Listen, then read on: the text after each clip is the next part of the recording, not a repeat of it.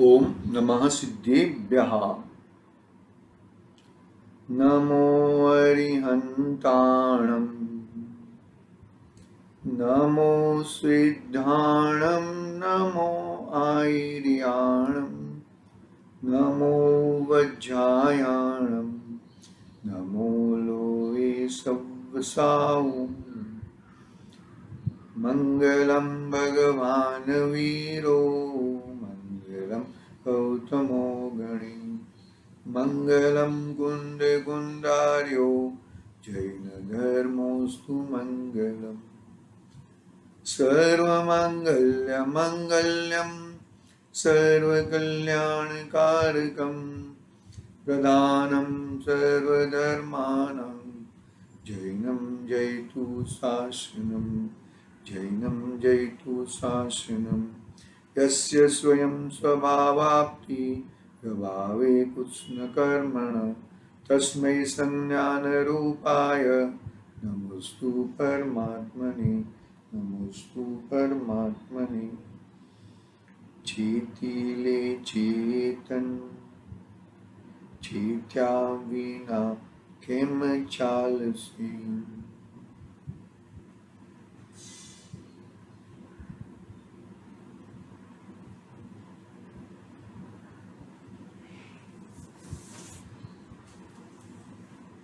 समर्थ आचार्य देव पूज्यपाद स्वामी का एक महान ग्रंथ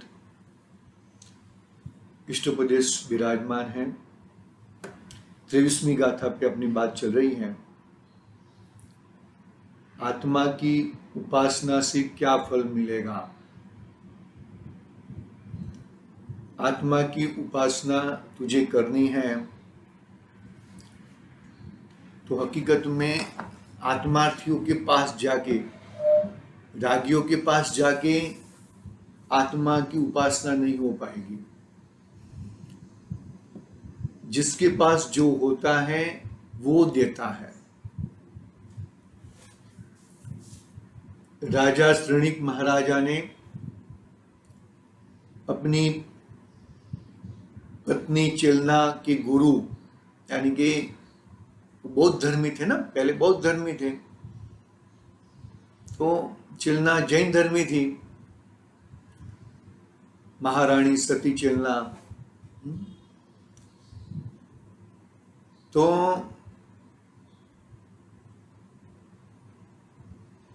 मैं उसके गुरु का बदला लूंगा। जो पूरी कहानी नहीं देंगे, नहीं करेंगे, तो वो मरा हुआ सर्प डाल दिया। 2-3 दिन के बाद तीसरे दिन को गए, मुनिराज तो वहीं विराजमान थे। फिर उपसर्ग टाड़ा,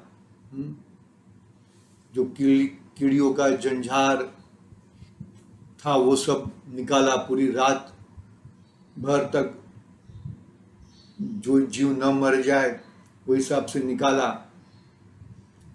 और फिर सुबह हुई तो चेलना ने भी नमोस्तु किया और श्रेणिक महाराजा ने भी नमोस्तु किया। और दोनों को क्या दिया? धर्म वृद्धि हो। श्रेणिक राजा खुद अचंभे हो गए कि मैंने इस ऐसा दुष्कृत्य किया है फिर भी मुझे धर्म वृद्धि हो। अरे भाई, जिसके पास जो होता है वही वो देता है। भाई बात समझ में? जिसके पास जो होता है वही वो देता है। समझने की बात है भाई। थोड़ा मतलब देखो, उनके पास क्रोध कषाय नहीं है तो क्रोध कषाय नहीं दिया तुमको, उनके पास शांति है। अरे वो उपसर्ग था तभी वो आत्मा की शांति में थे, और उपसर्ग दूर हुआ तो भी आत्मा की शांति में है। उपसर्ग जहां पे होता है वहां पर मैं नहीं हूं। इतनी ताकत रहती है ज्ञानियों की, ख्याल है, मालूम पड़ा क्या? इतनी ताकत रहती, इतनी ताकत से अपनी आत्मा के साथ जुड़ते हैं, इतनी ताकत से कुछ नहीं होता। अरे कुछ प्रॉब्लम नहीं है, बिंदास। बिंदास यानी कि अपने आत्म स्वभाव में, अपने वो जो बच्चा रहता है ना, वो पिताजी का हाथ पकड़ के चलता है, वो पिताजी हाथ में तो किसके साथ झगड़ा भी कर लेगा, इतना बिंदास रहता है ना, अरे पिताजी संभाल लेंगे। अरे तू आत्मा में आ जाना, फिर देख, तेरा तेरा सौंदर्य देख, तेरा स्वरूप देख, तू इतना तेरे को, अरे बाहर में जो होता है होने दे भाई, वो मेरे पास नहीं है। वो यदि उसकी गरज होएगा तो वो मेरे पास आएगा, मुझे उसकी गरज नहीं है। इतना स्वच्छंदीपना नहीं है, ये स्वच्छंदीपना नहीं है, ये अपनी आत्मिक बुद्धि का फल है। परद्रव्य की मुझे कोई आवश्यकता नहीं है, परद्रव्य मुझे मेरा कुछ कर सकता नहीं है। बस गुरुदेव के माध्यम से थोड़ा लेते हैं, देखो क्या कहते हैं गुरुदेव। देखो, अज्ञान शब्द के दो अर्थ किए विशदार्थ में, अज्ञान शब्द के दो अर्थ किए।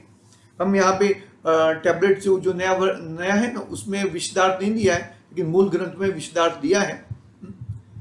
अज्ञान शब्द के दो अर्थ है, एक तो ज्ञान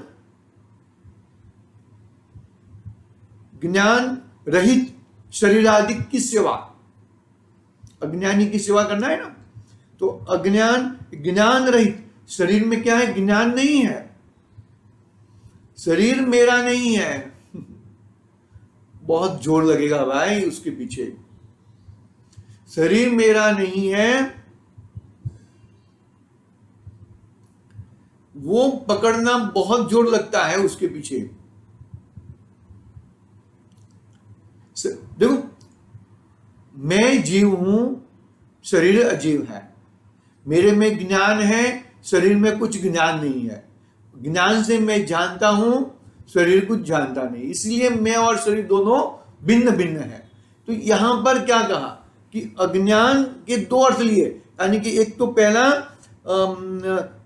ज्ञान रहित शरीर आदि वो अज्ञान है, और दूसरे जो मिथ्या ज्ञान वाले हैं, मोह भ्रांति से सहित है, दर्शन मोहनीय से सहित है, ऐसे गुरु, मूढ़ गुरु, ऐसे उनके साथ उनका सथवारा, वो क्या हुआ, दो अज्ञानी की परिभाषा बताई। तो मैक्सिमम क्या जाता है, पूरा दिन में मैक्सिमम शरीर की सेवा में ही जाता है, शरीर की सेवा, और फिर इस शरीर के और संसार के जो संसार की संस्कृति चालू ही रहे, ऐसे अज्ञानियों को कुज्ञानियों के पास रहता है। मतलब मैं कहने का भावार्थ इतना ही है भैया, और कुछ नहीं है। एक तो ज्ञान रहित शरीराधिक, और दूसरे मिथ्या ज्ञान वाले मूढ़ भ्रांत तथा संदिग्ध गुरु आदि, वो है भैया।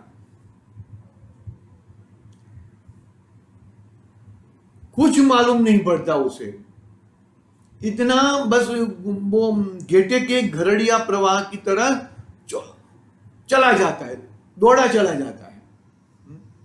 देखो आगे कहते हैं, और ज्ञानी किसे कहें कि जो ज्ञान स्वभावी आत्मा को जानता है, मिथ्या ज्ञान हट गया है,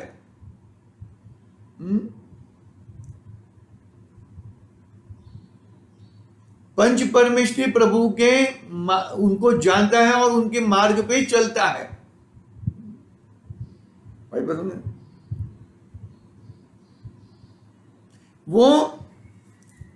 वो ज्ञानी है। पहले तो आत्म स्वभाव, अपनी आत्म स्वभाव को, ज्ञान स्वभावी आत्मा को, भगवान आत्मा को, ध्रुव को, न्यायक को, उसके पास ही रहता है, भले बाहर में दिखता हो। देखो चौथे गुणस्थानवर्ती जीव की परिभाषा आप पढ़ो ना, जिसने मिथ्यात्व और अनंतानुबंधी का नाश किया है, इसकी तुम थोड़ा उसके पीछे देखना चाहिए हमें।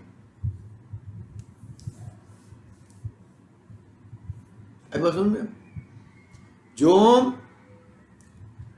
मिथ्यात्व और अनंतानुबंधी हट गए हैं, ऐसे चतुर्गुण स्थानवर्ती जीव का क्या रहता है, क्या स्वरूप रहता है, अंतरंग और बहिरंग स्वरूप कितना मजबूत रहता है। बहिरंग में तो ऐसा दिखेगा, अपने जैसे ही दिखेगा, अरे ये सम्यक ज्ञानी हो सकता है क्या, ये सम्यक दृष्टि हो सकता है क्या, लेकिन अंदर में रस घटाघटी। ऐसे जीव आत्म स्वभाव को भी पकड़ते हैं और आत्म स्वभाव संपन्न, आत्मज्ञान संपन्न गुरुओं की तत्परता से उनके साथ में रहते हैं, उनकी सेवा में रहते हैं। एक बात समझ में, उनकी सेवा में रहते हैं। आत्मज्ञान संपन्न गुरुओं की तत्परता, उनके साथ ही रहते हैं, हालते चालते बातें करते उनके साथ ही रहते हैं।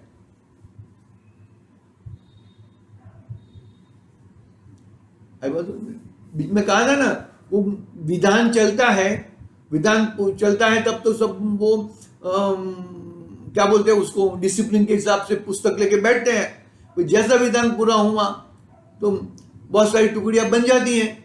कोई बिजनेस वाले बिजनेस में जुड़ जाते हैं, तो वो बिजनेस की बातें करते हैं, वो करते हैं।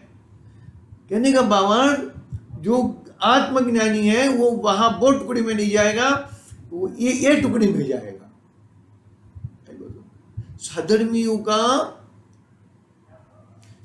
के साथ रहना बहुत अति आवश्यक है, बहुत अति आवश्यक है। यदि साधर्मियों का साथ छोड़ दिया तो गड़बड़ हो जाएगी भैया। तो क्या हुआ, आत्मज्ञान संपन्न, एक तो पहले तो आत्म स्वभाव को जाना है और आत्मज्ञान संपन्न ऐसे गुरुओं का परीक्षा तो करनी पड़ेगी भाई। परीक्षा भी अगर तुम्हें मालूम नहीं पड़ेगा कि ये आत्मज्ञान संपन्न है कि, देखो कहा ना, 5वीं गाथा में कहा है कि परीक्षा करके, मैं कहता हूं, कुन आचार्य स्वयं कहते हैं कि मैं कहता हूं, इसके लिए तू ये आत्मा ऐसा ऐसा ऐसा मत मानना, तो स्वयं परीक्षा करके उसको मानना भैया। ठीक है, हमने कल टीका पढ़ी थी। टीका के माध्यम से आगे बढ़ते हैं और आत्मानुशासन का श्लोक भी पढ़ा था। पढ़ते हैं वापिस, आत्मानुशासन का श्लोक पढ़ते हैं पहले। ज्ञानमेव फलम ज्ञाने ननुश्ला जनम मनस्वरम अहो मोहस्य महात्मान्य दप्यत्र मृग्यते। क्या कहते हैं देखो,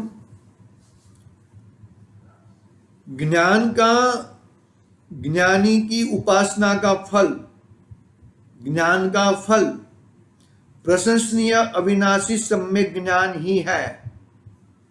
ज्ञान का फल सम्यक ज्ञान ही है, यह निश्चय से जानो।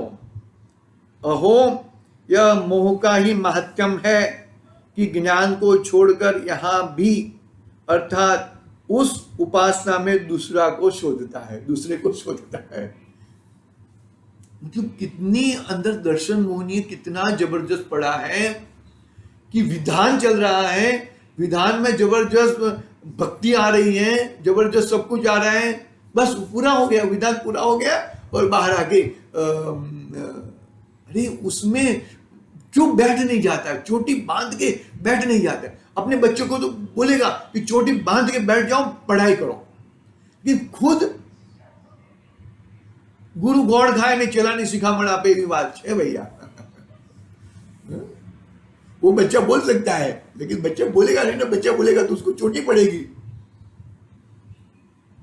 समझने की बात है भैया, बहुत अच्छी तरह से समझना पड़ेगा। इतना जबरदस्त तेरे ऊपर वर्षा हो रही है, बरोबर है। ये लॉकडाउन में तो जबरदस्त वर्षा हो रही थी ज्ञान की, अभी भी हो रही है। अभी भी तुम यूट्यूब पे देखो, कहां पे भी हम यूट्यूब खोलो तो अपने को सब पंडितों के प्रवचन ही दिख रहे हैं, सभी ज्ञानी पुरुषों के।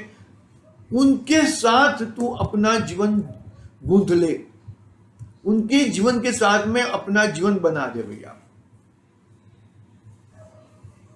समझ में आई कि भाई नहीं हुई बात भाई? ज्ञान का फल प्रशंसनीय अविनाशी सम्यक ज्ञान है। ज्ञान का फल ये है भैया। और अज्ञान का फल क्या कहा? तो ये ज्ञान के सराउंडिंग में आया है, फिर ज्ञान को भूल जाता है, वापस बाहर चला जाता है, बाहर चला जाता है। कोई तो ये सब बताने में,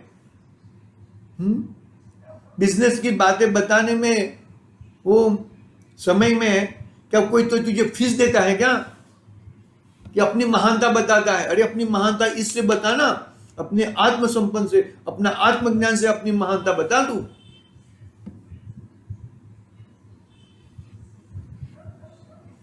देखो, यह मोह की महात्म है कि ये मोह की महात्म इतनी जबरदस्त है कि वो ज्ञान के फुवारे में भी संसार की बातें करता है।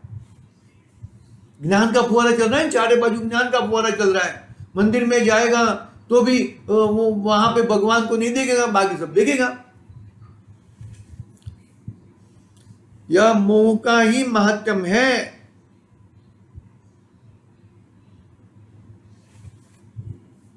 बस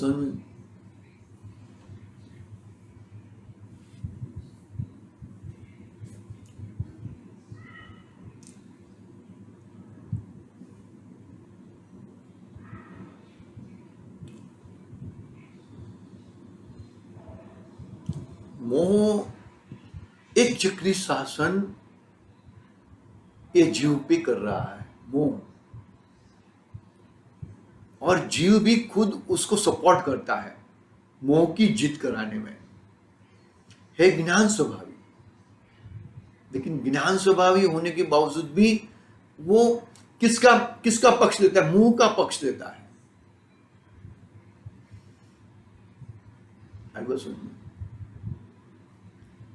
अरे मोहियों के बीच में रह के भी तू ज्ञान स्वभावी आत्मा का पक्ष ले सकता है। विभीषण को देख लो, विभीषण जी थे ना महाराज, लंकापति रावण के भाई, छोड़ दिया मोहियों का, झूठे लोगों का साथ छोड़ दिया और आ गए यहां पर। तो मोह के बीच में भी मोह के स्वतंत्र है, इतनी ताकत, स्वतंत्र है तू।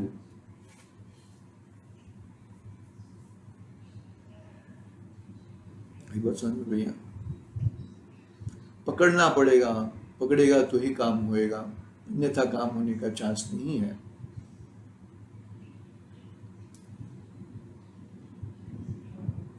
शिष्य पूछता है इस संबंध में क्या दृष्टांत है? दृष्टांत के लिए आचार्य देव कोई दृष्टांत है क्या? तो दृष्टांत दिया है। देखो, आचार्य कहते हैं कि यत्तु यस्यास्ति तदेव ददाति। इसका अर्थ होता है कि जिसके पास जो होता है वही देता है। उसके उदाहरण आ गए हमारे पास। तो श्रेणिक महाराज का भी उदाहरण दिया हमने, बरोबर है।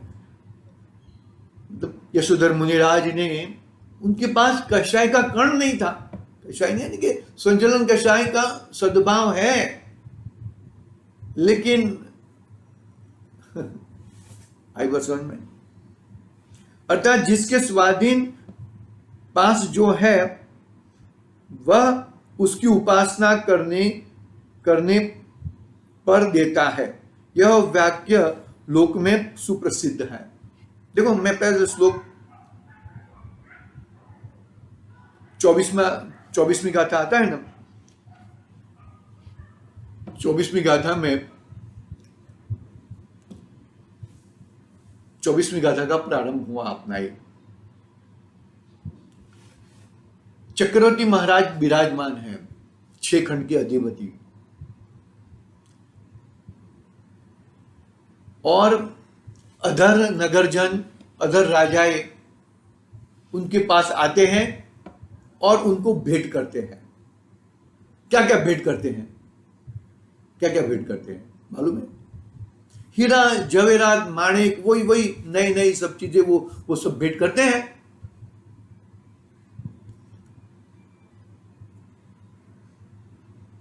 समझने जैसी बात है भाई ये।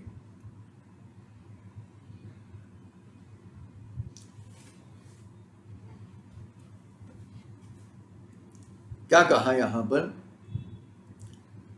कि जिसके पास जो होता है वही वो देता है, वो मुद्दे की बात है। छन्नो छन्नो हजार रानियां चक्रवर्ती को कैसे होती हैं कि जो अन्य राजाएं रहते हैं, अन्य राजाएं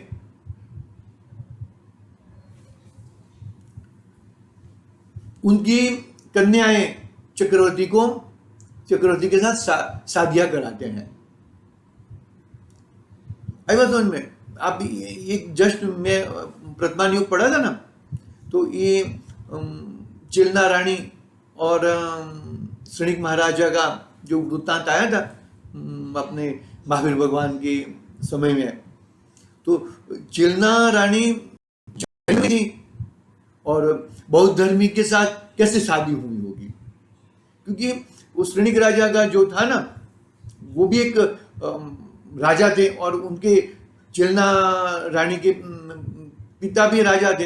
तो वो दोनों प्रांत के बीच में बहुत युद्ध होते थे, बहुत युद्ध होते थे, और वो युद्ध को टालने के लिए चिलना रानी का बौद्ध धर्मी के साथ शादी हो गई। और दूसरा भी ऐसा हो सकता है कि श्रेणिक महाराजा का उपादान थनगनता हो, सम्यक्त्व का, जैन धर्मी बनने का, वो भी हो सकता है। अरे भाई, सब चीज, हर चीज पॉसिबिलिटीज है। हमें ऐसा नहीं सोचना चाहिए। अरे वो निमित्त बन गए ना, वो मुनिराज का तिरस्कार करना, मुनिराज के ऊपर उपसर्ग करना, वो निमित्त बन गया उनका सम्यक्त्व में। अरे मैंने ऐसा क्या कर दिया, मैंने ये क्या कर दिया, समझ में? और आत्मज्ञान में लग गए और क्षायिक सम्यक्त्व प्राप्त करके खड़े हो गए महावीर भगवान के संवत्सरण में। 7वीं नरक का टाका पहली नरक में आ गया और अपने पहले तीर्थंकर होने वाले हैं अभी अगली 24वीं में। मतलब कहने का भावार्थ क्या है, यहां पर ये बात चल रही है कि विधर्मी के साथ क्यों शादी होती है। इस कारण होती है, मैक्सिमम यही कारण रहता है, और कोई जानबूझकर कोई और कुछ करता है। अभी की बात अलग है, अभी तो सब इतना गड़बड़ हो गई है। हाँ, क्या कहते हैं देखो,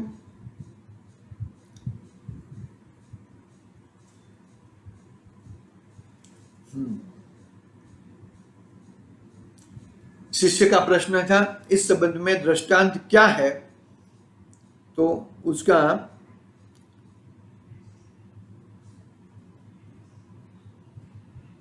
नहीं 24वां श्लोक चालू नहीं हुआ, एक मिनट, ये कोई श्लोक नहीं है। अच्छा ओके, चलो 24वीं गाथा नहीं शुरू हुई। इसका अर्थ यह है कि जिसके पास जो होता है वही देता है, अर्थात उस जिसके स्वाधीन जो है वह उसकी उपासना करने पर पैदा होता है। यह वाक्य लोक में सुप्रसिद्ध है।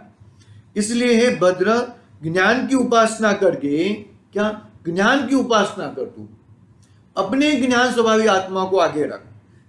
इसलिए हे भद्र, ज्ञान की उपासना करके प्रकट हुए स्वपर विवेक की ज्योति जिसकी, ऐसे आत्मा को आत्मा द्वारा आत्मा में निरंतर सेव कर।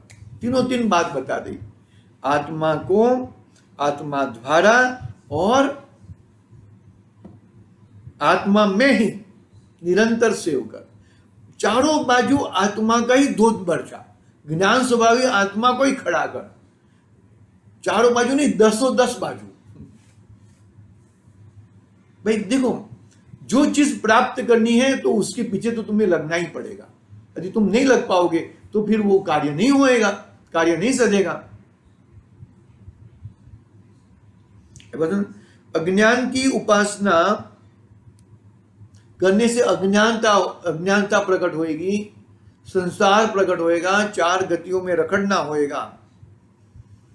तुझे अपने ज्ञान स्वभावी आत्मा की प्राप्ति करनी है तो तुझे ज्ञान स्वभावी आत्मा को ही देखना पड़ेगा। देखो भावार्थ पढ़ते हैं, फिर 24वीं गाथा आती है। मतलब यहां पर 23वीं गाथा का हार्ट क्या है कि जिसके पास जो होता है वो ही वो देता है। बहुत अच्छी तरह से ये चीज समझनी चाहिए हमें। भावार्थ पढ़ते हैं, अज्ञानी की उपासना करने से अज्ञान की और ज्ञान की उपासना करने से ज्ञान की प्राप्ति होती है, क्योंकि जिसके पास जो होता है वही प्राप्त होता है। इसलिए जिसको स्वपर विवेक की ज्योति प्रकट हुई है उसको आत्मा की आत्मा द्वारा आत्मा में ही निरंतर उपासना करनी योग्य है। आई बात समझ में? यहां पर इतनी बात पूरी करते हैं। कल से हम 24वीं गाथा प्रारंभ करेंगे। शिष्य का प्रश्न क्या है कि आध्यात्मलीन ज्ञानी को क्या कहते हैं? आध्यात्मलीन ज्ञानी को क्या होता है? क्या कहते हैं नहीं, क्या होता है, जब बोलने में माफ करना। आध्यात्मलीन ज्ञानी को क्या होता है, क्या फल मिलता है? निष्पन्न स्वात्मनिष्ठ योगी की अपेक्षा से स्वात्मा ध्यान के फल का यह प्रश्न है। मतलब यानी कि मुझे मेरे आत्मा का मैं कैसे, मेरे आत्मा का ध्यान कैसे करूं, इसका फल के रूप में प्रश्न है। देखेंगे हम कल, उसकी बात करेंगे। आज के लिए ओम नमः सिद्धि व्याम। निज निधि निज में